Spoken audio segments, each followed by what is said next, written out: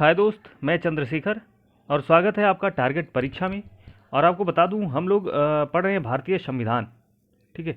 तो भारतीय संविधान पढ़ रहे हैं और भारतीय संविधान जो हम पढ़ रहे हैं वो लक्ष्मीकांत की बुक से पढ़ रहे हैं। ठीक है। और मैं आपको पूरा डिटेल में संविधान पढ़ा रहा हूँ और अच्छे से, जो आपके लिए बहुत ज़्यादा इंपॉर्टेंट है। ठीक है। तो आज हम पढ़ेंगे नागरिकता। आज हम क्या पढ़ेंगे? नागरिकता पढ़ेंगे।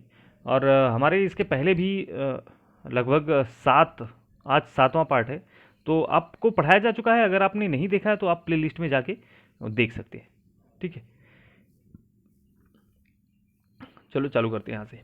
कह रहा, भारत में नागरिक जन्म से या प्राकृतिक रूप से राष्ट्रपति बनने की योग्यता रखता है। जो भारत का नागरिक होता है वह जन्म से या प्राकृतिक रूप से राष्ट्रपति बनने की योग्यता रखता है, जबकि अमेरिका में केवल जन्म से ही नागरिक ही राष्ट्रपति बन सकता है। मतलब इनका कहना ये है कि जिसका जन्म भारत में हुआ है वो तो भारत का राष्ट्रपति बन ही सकता है। ठीक है। लेकिन जो मान लो किसी अन्य देश से आया है, ठीक है, और भारत की नागरिकता, मान लो कोई पाकिस्तान से आया है और भारत की नागरिकता ले रखी उसने, ठीक है, या पाकिस्तान से, कनाडा से, अमेरिका से, कहीं से आया है और भारत की नागरिकता उसने ग्रहण कर रखी है, तो वो भी राष्ट्रपति का चुनाव लड़ सकता है, राष्ट्रपति बन सकता है। ठीक है। लेकिन अमेरिका में ऐसा नहीं है। अमेरिका में केवल जन्म से, जो व्यक्ति अमेरिका में ही जन्मा है वही व्यक्ति अमेरिका का राष्ट्रपति बन सकता है। बाकी किसी ने, अगर कोई बाहर से आया व्यक्ति नागरिकता अमेरिका का ले लिया है तो वह अमेरिका का नागरिक नहीं बन सकता। ठीक है। सबसे पहले ये याद रखो, बहुत ज़्यादा ये इंपॉर्टेंट है आपके लिए। फिर हम बात करते हैं संवैधानिक उपबंध। तो यहाँ हम देखते हैं जो संविधान के भाग 2 में, ठीक है, संविधान के भाग 2 में अनुच्छेद 5 से 11 तक, ठीक है, नागरिकता का वर्णन किया गया है। तो अगर आपसे पूछेगा कि नागरिकता किस भाग में है, तो आपका आंसर होगा भाग 2। और नागरिकता किस अनुच्छेद में है, तो 5 से 11, अनुच्छेद 5 से 11 तक नागरिकता का वर्णन है। आप कह सकते हो 5, 5, 10 और 2, 7, मतलब 7 अनुच्छेद में, 5, 6, 7, 8, 9, 10, 11, मतलब इस 7 अनुच्छेद में नागरिकता का वर्णन है। ठीक है। मतलब कुल मिला के टोटल 5 से 7, मतलब 7 ही अनुच्छेद तो हुई है, 5 से 11, तो 5 से 11 तक नागरिकता का वर्णन है और इसमें कुल 7 अनुच्छेद हैं। ठीक है। फिर आगे चलते हैं और हम देखते हैं। कह रहा है, एक व्यक्ति जो भारत का मूल निवासी है और 3 में से कोई भी शर्त पूरी करता है, ये शर्त, ठीक है, ये 3 शर्त दिए हैं, इनमें से जो शर्त वो पूरी करता है, यदि उसका जन्म भारत में हुआ है या उसके माता पिता में से किसी एक का जन्म भारत में हुआ है, तो संविधान लागू होने से 5 वर्ष पूर्व में से भारत में रह रहा हो तो वो भारत का नागरिक होगा। मतलब भारत का नागरिक कौन होगा? या तो उसका जन्म भारत में हुआ हो या उसके माता पिता का जन्म भारत में हुआ हो और संविधान लागू होने के 5 वर्ष पूर्व से भारत में रह रहा हो। ठीक है। ये नहीं कि संविधान लागू होने से 5 वर्ष पूर्व भारत में रह रहा हो तो वह भारत का नागरिक होगा। ठीक है। दूसरा क्या कह रहा है? एक व्यक्ति जो पाकिस्तान से भारत आया हो और यदि उसके माता पिता या दादा दादी अविभाजित भारत में पैदा हुए हों। मतलब एक व्यक्ति जो पाकिस्तान से आया है, ठीक है, और उसके जो दादा दादी या माता पिता हैं अविभाजित, जब भारत और पाकिस्तान अलग नहीं हुआ था, एक में था, तब उस भारत में पैदा हुए हों, निम्न में से कोई एक शर्त पूरी करता हो तो वह भारत का नागरिक बन सकता है। ठीक है। तो इस जो मैं नीचे पढ़ने जा रहा हूँ, इसमें अगर कोई एक उसको फॉलो करता है तो वह भारत का नागरिक बन सकता है। कह रहा है, यदि वह 19 जुलाई 1948 से पूर्व हस्तांतरित हुआ हो, ठीक है, 19 जुलाई 1948 से पूर्व उसने प्रवसन की तिथि से अपने सामान्यतः भारत में निवास किया हो। ठीक है। तो इसके 19 जुलाई 1948 से पूर्व भारत में निवास किया हो। ठीक है। या उसने 19 जुलाई 1948 को उसके बाद भारत में प्रवेशन किया हो, भारत के नागरिक के रूप में पंजीकृत हो, लेकिन वह 6 माह तक भारत में। अब यहाँ देखो, यहाँ अनुच्छेद 6, ये अनुच्छेद 6 कहता है, यहाँ पे क्या कह रहा है कि 19 जुलाई 1948 से पूर्व भारत में रह रहा हो। ठीक है। और जब क्या हो, बंटवारा हुआ हो तो वह पाकिस्तान से भारत आ गया हो। ठीक है। उस टाइम जब पाकिस्तान से भारत आ गया हो तो उसे भारत की नागरिकता दे दी जाएगी, लेकिन उसे 5 मतलब 6 माह तक भारत में रहना होगा, 6 माह तक भारत का निवासी रहना होगा, यह अनुच्छेद 6 कहता है। ठीक है। और फिर कह रहा है एक व्यक्ति 1 मार्च 1947 के बाद भारत से पाकिस्तान हस्तांतरित हो गया, मतलब भारत से पाकिस्तान चला गया हो, लेकिन बाद में फिर उसने भारत में पुनर्वास के लिए लौट आया हो। मतलब बंटवारा के समय तो वो चला गया पाकिस्तान, लेकिन वापस जब पाकिस्तान से चला आया हो तो अब भारत का नागरिक बन सकता है। लेकिन कब? 1 मार्च 1947 के बाद। 1 मार्च 1947 के बाद उसे पंजीकरण प्रार्थना पत्र के बाद 6 माह तक भारत में रहना होगा, ये अनुच्छेद 7 कहता है। ठीक है, आगे चलते हैं। कह रहा है एक व्यक्ति जिसके माता पिता या दादा दादी अविभाजित भारत में पैदा हुए हों, ठीक है, लेकिन वह भारत से बाहर रह रहे हो। ठीक है, जब अविभाजित भारत था और उसमें भारत में रह रहे थे, लेकिन क्या हुआ, भारत में पैदा हुए थे लेकिन भारत से बाहर हो रहे थे, ठीक है, कहीं बाहर कमा रहे थे या जो भी कुछ था, तो फिर भी वह भारत का नागरिक बन सकते हैं। तो वो वापस जब भारत का बंटवारा हो चुका, अब वापस जब आएंगे तो वह भारत के नागरिक बन सकते हैं। ठीक है, भारत के नागरिक उसमें बन सकते हैं। और इस तरीके से जो पंजीकरण कराना होता है सॉरी, उनको पंजीकरण कराना होता है, भारत की नागरिकता ग्रहण कर सकते हैं वो। अनुच्छेद ये 8 कहता है। ठीक है, अनुच्छेद 8 कहता है कि मान लो भारत और पाकिस्तान का बंटवारा नहीं हुआ अभी, ठीक है, मैं भारत का नागरिक हूँ, मैं मान लो अमेरिका चला गया हूँ, ठीक है, अब मैं अमेरिका ही हूँ और बीच में यहाँ क्या हुआ, भारत और पाकिस्तान का बंटवारा हो गया, और जब मैं लौट के आया तो मैं देख रहा हूँ यहाँ बंटवारा हो चुका है, तो मैं भारत का नागरिक बन सकता हूँ। ठीक है, अगर मेरे माता पिता दादा दादी भारत के हैं तो मैं भारत का नागरिक बन सकता हूँ, हमको पंजीकरण कराना होगा। ठीक है, तो ये अनुच्छेद 8 कहता है। अब कुल मिला के ये व्यवस्थाएं दी गई हैं। व्यक्ति जो भारत का मूल निवासी है वो तो भारत का मूल निवासी रहेगा ही। व्यक्ति जो पाकिस्तान से हस्तांतरित हुआ हो, जो पाकिस्तान से लौट कर आया हो, वो भी भारत का नागरिक बन सकता है। 6 माह आपको रहना होगा। व्यक्ति पाकिस्तान हस्तांतरित हुआ हो लेकिन बाद में लौट आया हो, पहले बंटवारे के समय पाकिस्तान चला गया हो लेकिन बाद में लौट आया हो। ठीक है, भारतीय मूल व्यक्ति जो बाहर रह रहा हो, तो वही बात हुआ कि भारत का मूल व्यक्ति जो बाहर रह रहा है वो भी भारत का नागरिक बन सकता है। इसका यही उद्देश्य है। ठीक है, अब नागरिकता संबंधी अन्य संवैधानिक प्रावधान हम देख लेते हैं।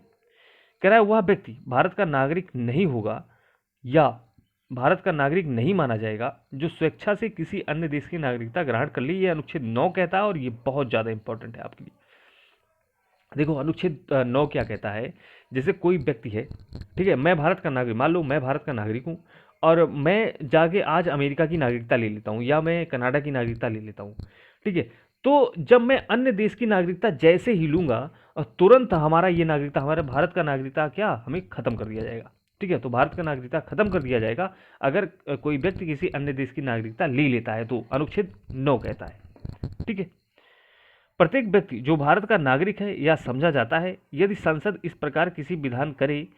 अनुच्छेद 10 मतलब देखो जैसे हम लोग भारत के नागरिक हैं, संसद कोई भी विधान कर सकता है, विधान का निर्माण कर सकता है, तो उसके अनुसार हमको उसका पालन करना होगा। अनुच्छेद 10 कहता है। फिर अनुच्छेद 11 क्या कहता है? अनुच्छेद 11 कहता है संसद को यह अधिकार है कि वह नागरिक के अर्जन और समाप्ति तथा नागरिकता से संबंधित अन्य सभी विषयों पर विधि बना सकती है। मतलब संसद को यह अधिकार है अनुच्छेद 11 के तहत कि वह कानून बना सकती है नागरिकता संबंधी। ठीक है, नागरिकता संबंधी कानून बना सकती है संसद, यह अधिकार है उसे, अनुच्छेद 11 बताता है। ठीक है, फिर आगे चलते हैं। ये आपके लिए बहुत ज़्यादा जरूरी है। नागरिकता अधिनियम 1955 में आया था। ठीक है, तो ये बहुत ज़्यादा इंपॉर्टेंट है। नागरिकता अधिनियम याद करना आप, 1955 में आया था और इसमें अभी तक 8 बार संशोधन किया जा चुका है।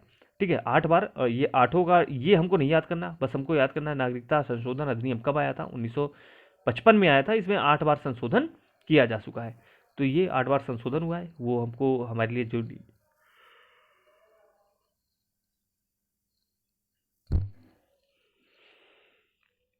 वो हमारे लिए जरूरी नहीं है। अब हम आगे बढ़ते हैं। ठीक है, नागरिकता अर्जन कैसे किया जा सकता है, नागरिकता का ग्रहण कैसे होता है। देखो नागरिकता अधिनियम 1955 में बताया गया है, नागरिकता प्राप्त करने की 5 शर्तें बताते हैं। ठीक है, 5 शर्त है। जन्म से, वंशानुगत, पंजीकरण, प्राकृतिक एवं क्षेत्र समाविष्ट के द्वारा। तो मतलब 5 तरीके हैं नागरिकता प्राप्त करने के, नागरिकता अर्जन करने के या नागरिकता प्राप्त करने के 5 तरीके हैं। तो उन 5 तरीकों को हम पढ़ेंगे। पहला, जन्म से, मतलब भारत में 26 जनवरी 1950 को या उसके बाद, परंतु 1 जुलाई 1947 के पूर्व जन्मा व्यक्ति या उसके माता पिता के जन्म की राष्ट्रीयता के बावजूद भारत का नागरिक होगा। मतलब ये कह रहा है कि भारत में 26 जनवरी 1950 या उसके बाद, ठीक है, 26 जनवरी 1950 जब भारत का संविधान लागू हुआ उसके बाद, या 1 जुलाई 1947 उसके पहले, ठीक है, जो व्यक्ति भारत में जन्मे हैं वो भारत के नागरिक होंगे, ठीक है, लेकिन उनके माता पिता होने चाहिए भाई भारत के नागरिक। अब फिर आगे, भारत में 1 जुलाई को या उसके बाद जन्मा व्यक्ति केवल तभी नागरिक माना जाएगा यदि उसके जन्म के समय उसके माता पिता कोई एक भारत के नागरिक हो, ठीक है। ऐसा भी नहीं है कि मैं कोई विदेश से घूमने आया है और उससे यहाँ लड़का हो गया, बच्चा हो गया, तो वो भारत का नागरिक नहीं माना जाएगा। क्यों? क्योंकि उसके माता पिता में से कोई एक भारत के नागरिक होने चाहिए, ठीक है। वही बात यहाँ पे क्या है, माता पिता। अब यहाँ हम कुछ देख लेते हैं। कह रहा है भारत में पदस्थ विदेशी राजनयिक जो राजदूत होते हैं एवं शत्रु देश के बच्चों को भारत की नागरिकता अर्जन करने का अधिकार नहीं होगा। मतलब जो हमारे शत्रु देश हैं या हमारे राजनयिक हैं, ठीक है, विदेशी, वहाँ उनके बच्चे भारत की नागरिकता प्राप्त नहीं कर सकते, ठीक है ना। अब हम आगे चलते हैं वंश के आधार पर, ठीक है। दूसरा क्या है, वंश के आधार पर। वंश के आधार पर वही है कि यदि आपके जन्म के समय मतलब आपके माता पिता भारत के नागरिक हैं तो आपको भी भारत की नागरिकता मिल जाएगी। ये आसान है। आपके वंश आपके वंश वाले भारत के नागरिक हैं तो आपको नागरिकता मिलेगी भारत में, ठीक है। कह रहा है कि 10 दिसंबर 1992 को या उसके बाद यदि किसी व्यक्ति का जन्म देश के बाहर हुआ हो तो वह भी भारत का नागरिक बन सकता है और उसके माता पिता कोई एक भारत के नागरिक होने चाहिए। मतलब मान लो अभी मैं बाहर चला गया हूँ, ठीक है, मैं भारत का नागरिक हूँ लेकिन मैं कमाने खाने के लिए बाहर चला गया हूँ, विदेश चला गया हूँ, ठीक है, वहाँ मेरा बच्चा होता है या कोई लड़का पैदा होता है तो वो भारत का नागरिक होगा, ठीक है। क्या होगा? भारत का नागरिक होगा, क्योंकि उसके माता पिता भी तो नागरिक हैं भारत के। ये यहाँ बात हो रही है यहाँ पे, ठीक है। तीसरा, पंजीकरण द्वारा। पंजीकरण क्या होता है कि आप यहाँ 7 साल तक भारत में रहो, ठीक है। अगर कोई व्यक्ति विदेश से या कोई बाहरी व्यक्ति भारत आता है और वो भारत में 7 साल तक रहता है, ठीक है, तो 7 साल रहने के बाद वो आवेदन कर सकता है, वो अपना पंजीकरण करा सकता है कि मुझे भारत की नागरिकता चाहिए। उसके पहले नहीं, 7 साल भारत में पहले रहेगा, उसके बाद वह पंजीकरण कराएगा, ठीक है, कि उसको भारत की नागरिकता चाहिए, ठीक है। तो ये पंजीकरण होता है।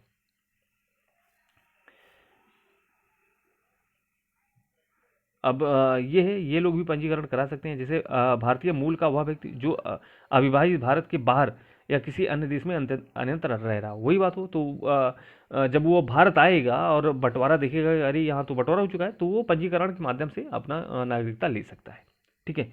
वह व्यक्ति जिसने भारतीय नागरिक से विवाह किया है और वह पंजीकरण के लिए प्रार्थना पत्र दे सकता है, ठीक है। मान लो कोई भारतीय नागरिक है और विदेशी महिला से शादी कर लिया, ठीक है, तो वो अब तो भाई यहाँ पे रहेगा ना, अपने भारत में रहना चाहता है, तो वो तो भारत का नागरिक है, जो पुरुष है भारत का नागरिक है, तो उस महिला को भी वो क्या कर सकता है, पंजीकरण करा के यहाँ पे रख सकता है। या कोई महिला ही हुई भारत में रहना चाहती है तो जिससे शादी करेगी उसका पंजीकरण कराना होगा, उसके बाद वो रह सकता है, ठीक है। तो यही पंजीकरण होता है। फिर हम बात करते हैं प्राकृतिक रूप से। देखो प्राकृतिक रूप से ये है ना, जैसे मान लो आज पाकिस्तान है, ठीक है, आज पाकिस्तान है, पाकिस्तान एकदम बर्बाद हो गया, एकदम सब कुछ खत्म हो गया और भारत ने पाकिस्तान को अपने में मिला लिया, ठीक है। तो भारत ने जब पाकिस्तान मान लो भारत पाकिस्तान को अपने में मिला लिया, तो जो भारत पाकिस्तान के नागरिक होंगे वो भारत के नागरिक स्वतः हो जाएंगे। यही होता है प्राकृतिक रूप से, ठीक है। या मान लो भारत ने श्रीलंका पर अधिकार कर लिया, भारत का अधिकार श्रीलंका पे हो गया, तो जब भारत का अधिकार श्रीलंका पे हो जाएगा तो उस टाइम जितने भी लोग श्रीलंका के हैं वो भारत के नागरिक हो जाएंगे। यही प्राकृतिक रूप से होती है, ठीक है। जैसे अभी आप नीचे दर्शाया भी गया है, और लेकिन उसका चरित्र भी अच्छा होना चाहिए, ये सब होना चाहिए। संविधान की 8वीं सूची में भाषाओं का ज्ञाता है, वो भी हो सकता है। यदि देखो आपको पता है भाषा 8वीं अनुसूची में दिया गया है, 22 भाषाओं का उल्लेख है, तो उनका ज्ञाता भी होना चाहिए, तो वो भी भारत का नागरिक बन सकता है।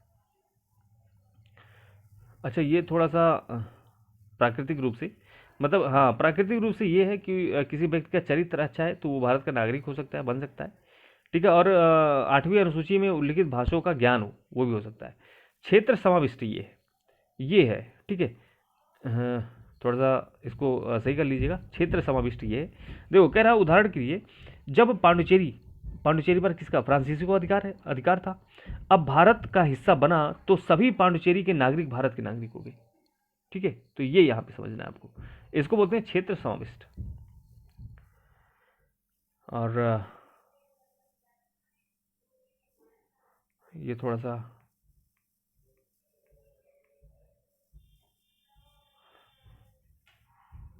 नागरिकता समाप्त कैसे होता है ये हमको देखना है। ये थोड़ा सा एक पेज हमको लग रहा है मिस हो गया है। तो नागरिकता बर्खास्त कैसे होती है, मतलब नागरिकता व्यक्ति की समाप्त कैसे होती है। ये तो हमने अभी तक पढ़ा कि नागरिकता कैसे पाया जा सकता है, लेकिन समाप्त किस किस तरीके से होता है ये हम देख लेते हैं। तो सबसे पहले हम देख लें बर्खास्ती के द्वारा। हालांकि देखो बर्खास्ती मतलब जैसे तुम अपना नागरिकता बर्खास्त करो, जैसे मैं मान लो भारत का नागरिक हूँ और मैं अपनी नागरिकता का परित्याग कर दूँ, ठीक है, कि हमको अब भारत की नागरिकता नहीं चाहिए, मैं जा रहा हूँ दूसरे देश की नागरिकता लेने। तो उसके द्वारा आप भारत की नागरिकता को छोड़ सकते हो, ठीक है। और हालांकि यह युद्ध के समय ये नहीं लागू होगा कि पता चले कि किसी देश से हमारा युद्ध हो गया है भारत का, और यहाँ के नागरिक सब बर्खास्तगी के द्वारा नागरिकता बर्खास्त करके भग रहे हैं, ठीक है, तो ये नहीं होगा, ठीक है। और दूसरा वंचित करने के द्वारा, मतलब अगर आप कोई गलत काम कर रहे हो, गलत काम मतलब देखो किसी नागरिक की फर्जी तरीके से प्राप्त की गई हो, तो आपको वंचित कर दिया जाएगा, हटा दी जाएगी आपकी नागरिकता। यदि नागरिक ने संविधान के प्रति अनादर जताया हो, तब भी आपको हटा दिया जाएगा, आपकी नागरिकता खत्म कर दी जाएगी। अगर आप युद्ध के समय शत्रु की सहायता कर रहे हैं, तब भी आपकी नागरिकता समाप्त कर दी जाएगी, ठीक है। पंजीकरण या प्राकृतिक 5 वर्ष के दौरान 2 वर्ष की, देखो जब कोई पंजीकरण कराता है तो उस 5 साल के अंदर उसे 2 वर्ष की कैद ना हो, ठीक है। अगर हो गया तो नागरिकता समाप्त। और कह रहा है नागरिक सामान्य रूप से भारत के बाहर 7 वर्षों तक रह रहा हो। देखो अगर कोई व्यक्ति भारत से बाहर चला गया है और भारत से बाहर वो लगातार 7 वर्षों से अधिक रह रहा हो, भारत में नहीं आया, तो उसकी नागरिकता क्या स्वतः खत्म कर दी जाएगी। तो यहाँ पे इसको समझिएगा, अगर कोई व्यक्ति बाहर रह रहा है तो उसको 7 साल के अंदर एक ना एक बार आना है। अगर वो नहीं आया तो उसकी नागरिकता क्या होगी, उसकी नागरिकता खत्म कर दी जाएगी। तो ये है। और दूसरा होता है परित्याग। पहला होता है परित्याग, ठीक है, जो हमने यहाँ नहीं पढ़ा, एक मिस हो गया है। तो परित्याग मतलब अपनी नागरिकता परित्याग कर दो, ठीक है। और एक और है, वही परित्याग वाला भी है, जिसे आप किसी अन्य देश की अगर नागरिकता ले लेते हैं तो भारत की नागरिकता स्वतः खत्म हो जाती है, ठीक है। यदि आप किसी देश की नागरिकता ले लेते हैं तो भारत की नागरिकता स्वतः खत्म हो जाती है। ये था। अब हम कुछ अनुच्छेद के बारे में जान लेते हैं। ये अनुच्छेद है, ठीक है। अनुच्छेद 5 संविधान लागू होने के समय नागरिकता, ठीक है। अनुच्छेद 6 कुछ ऐसे व्यक्तियों के नागरिकता का अधिकार जिन्होंने पाकिस्तान से बाहर का प्रयोजन किया है, ठीक है। और 7 भी वही है, पाकिस्तान के प्रवजित व्यक्तियों के नागरिकता अधिकार। अनुच्छेद 8 क्या कहता है, भारतीय मूल के वैसे लोग के नागरिकता अधिकार जो भारत के बाहर विकास कर रहे हैं। अनुच्छेद 9 आपको पता है, अगर छोड़कर आप चले जाओगे भारत की नागरिकता, मतलब किसी अन्य देश की नागरिकता ग्रहण कर लोगे, तो भारत की नागरिकता खत्म कर दी जाएगी। नागरिकता अधिकारों का निरंतरता, ठीक है, 10 है। और 11 क्या कहता है, 11 संसद कोई भी कानून बना सकता है नागरिकता के लिए। तो ये है। तो बस 2 इंपॉर्टेंट इसमें, एक 9 और 11 आप याद कर लो, ये 2 बहुत ज़्यादा इंपॉर्टेंट है, और बाकी ठीक है, ठीक है। तो चलो दोस्तों, मिलते हैं अगली वीडियो में। Thank you.